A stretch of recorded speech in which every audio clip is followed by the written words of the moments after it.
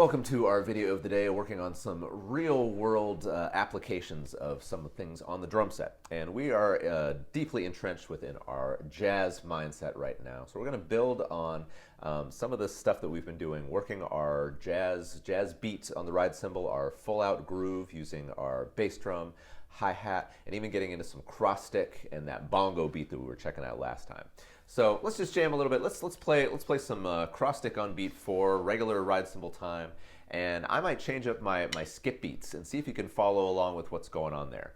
And here we go. So first off, just time, cross stick on beat 4. So bass drum on all 4 beats, nice and feathery, hi-hat on 2 and 4. Let's play together. 1, 2, 3, and...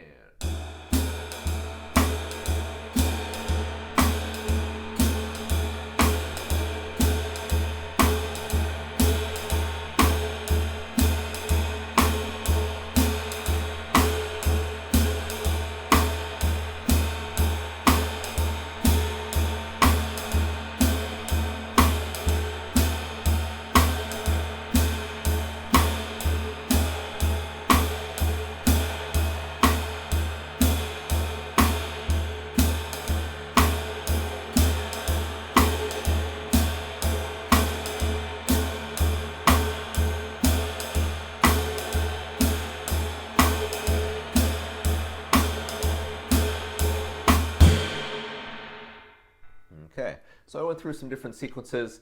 I'm still keeping my ostinato with my bass drum, my cross stick on beat 4, hi-hat on 2 and 4, the same throughout all that, but just playing around, doing some different skip note placements with my ride cymbal beat. And that's something that, as you're listening to, especially that Jimmy Cobb track playing on Miles Davis's Freddie Freeloader, he breaks up his ride cymbal beat fairly often. A lot of times he just goes back to quarter notes.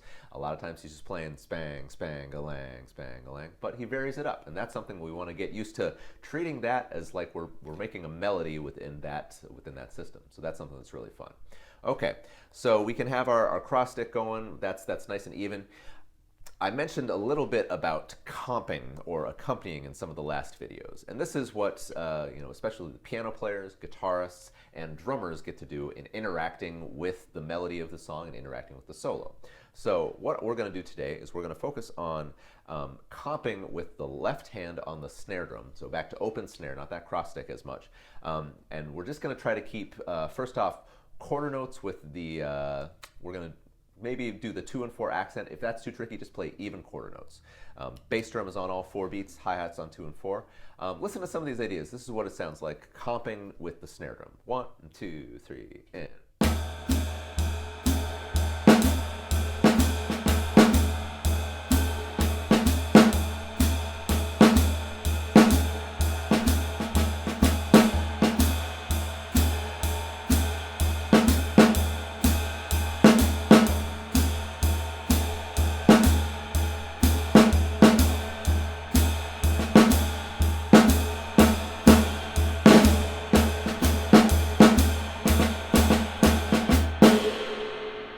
So it can get into its own little melody happening right there.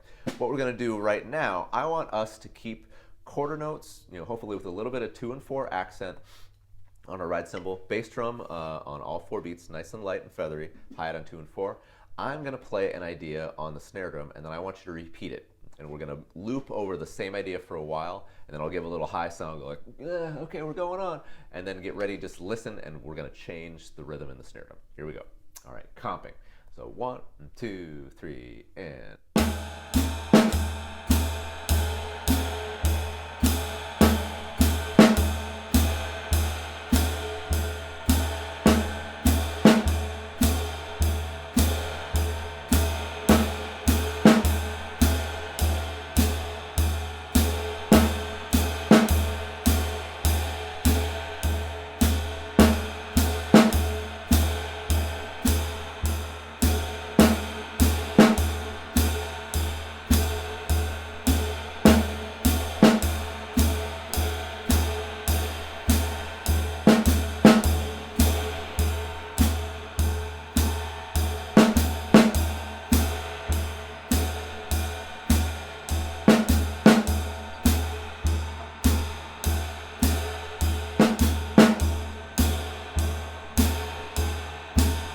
All right, I'm going to stop it right there. So to zoom back out, the two ideas that I played there were snare them on 1 and 2 and 1 and 2 and that might be a little bit tricky because it does some different things lining up and playing in between our ostinato notes. So first it lands with the ride cymbal, and then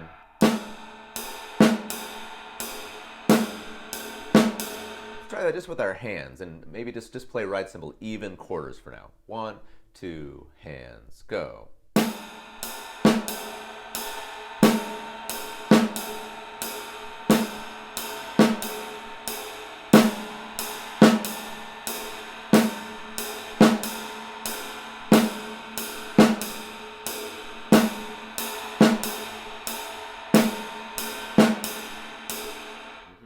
And doing that, just getting used to our hands being interdependent, which means that they can do things where they lock in together and where they play opposite each other with just as much comfort. All right, so they're not always stuck with playing locked in together or always alternating. So that's something that takes some time and work. Let's add back in the feet at that same tempo. So 1, 2, ready, and.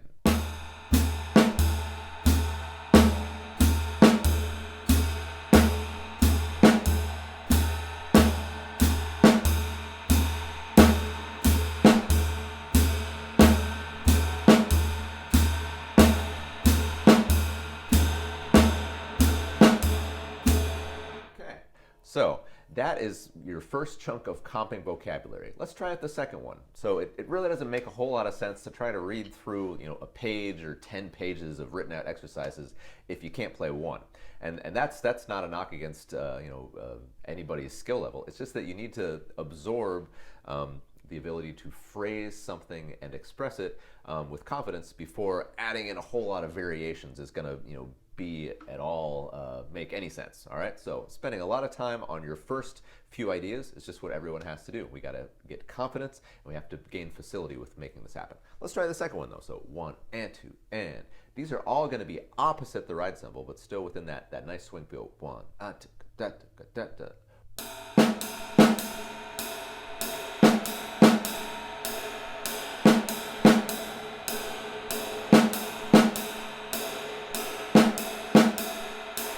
Slow it down a little bit. 1, 2, 3, and 4, and 1.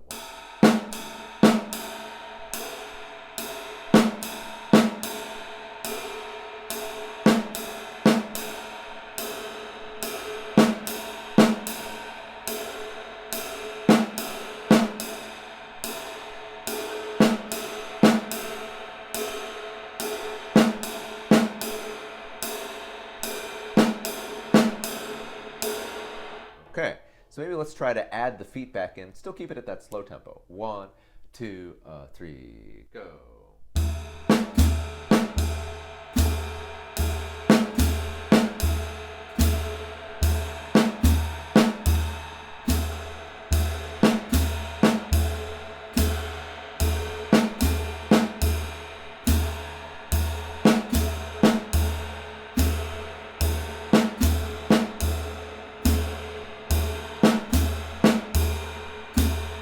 Okay, so that is chunk of vocabulary for your comping number 2.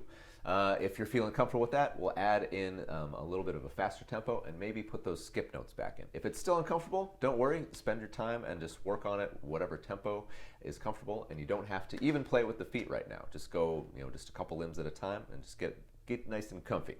But for anybody who's feeling a little bit more advanced, let's try that second one a little faster, and then we'll add our skip beats back in. 1, 2, 3, and.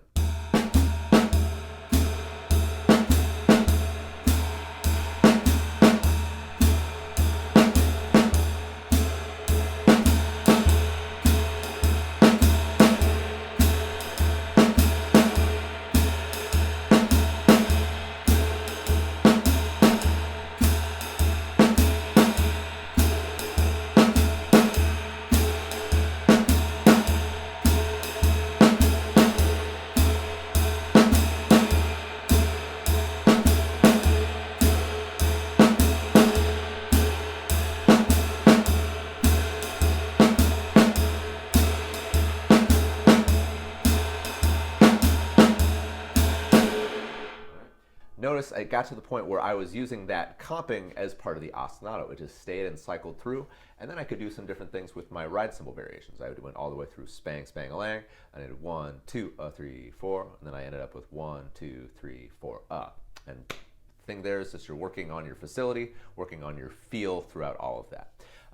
If you're not sure about your jazz phrasing, which is a hard thing to do unless you have somebody listening to you and checking things out, sometimes a good thing to do is get out, I have a metronome app that's called Tempo that has a nice little thing where you can set up divisions into triplets. And putting that on and playing along with something that sounds like this will help to lock in your eighth notes a little bit more. So listen to this. So this is 90 beats per minute.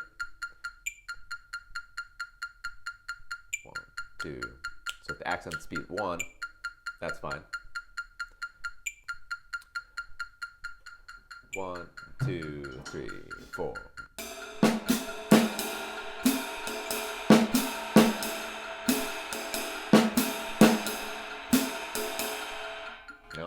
That's a fun thing to do. Putting the accent on beat 1, especially in jazz, is oftentimes a recipe for just being a little bit too heavy. So I would also recommend, and this is just more of your ear flipping the time around, you can put 2 accents per bar, and think of those as being on 2 and 4 to line up with your emphasis on the ride cymbal beat. 3, 4, 1, 2, 3, 4, 1.